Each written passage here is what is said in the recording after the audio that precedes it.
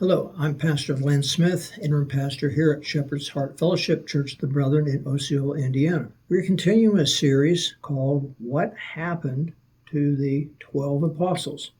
And today we're going to look at an apostle that is given several different names in the Bible. Sometimes he's called Simon the Zealot or the Zealous One, and we'll get into some details about that. And then, of course, we'll be continuing in coming weeks talking about some of the other apostles, what happened to them. In a National Geographic magazine that I've had for a number of years, in fact, it's from March 2012, it has an artist's rendition of who we think Simon looked like, but of course they didn't have photography or anything back then. But in that National Geographic article about the apostles, it said the Bible calls him Simon the Zealot. Now, there's some disagreement about what that meant. National Geographic thinks it was a reference to his political affiliation. Obviously, in New Testament Israel or Palestine, however you want to refer to it, there were not Democrats or Republicans or independents, but there were different political parties. For example, Herodians, they were loyal to the dynasty of King Herod, but there were also people called Zealots who wanted to overthrow the Roman Empire that ruled over them at that time. He was also referred to as Simon Zelotes. Matthew and Mark refer to a disciple called Simon the Canaanite, while Luke and the book of Acts referred to Simon Zelotes. It's thought that these names refer to the same man. Zelotes is a Greek word that means the zealous one, and Canaanite is an English transliteration of the Aramaic word kanacha, which means zealous one. So, because of those reasons, apparently he was a member of this, I guess we could call it, perhaps even a terrorist group today, of this political force that wanted to end Roman rule.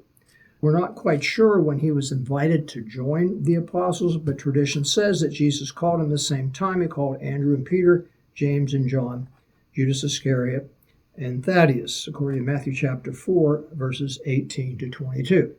Well, getting back up to the topic. What happened to the apostle after the biblical record? There are several conflicting stories about the later ministry of this man.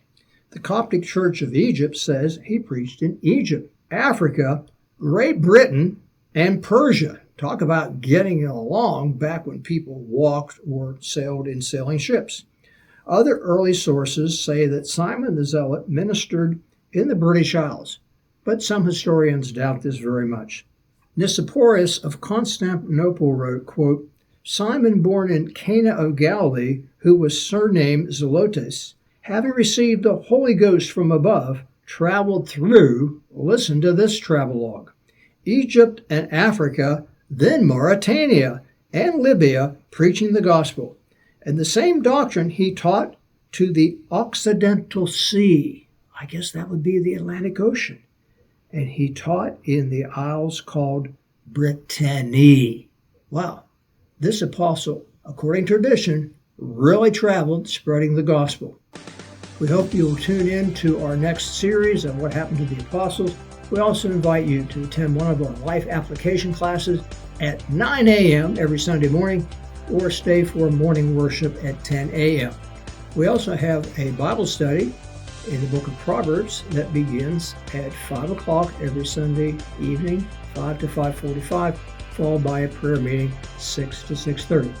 So thank you for watching, and consider what happened to the apostles after our biblical record.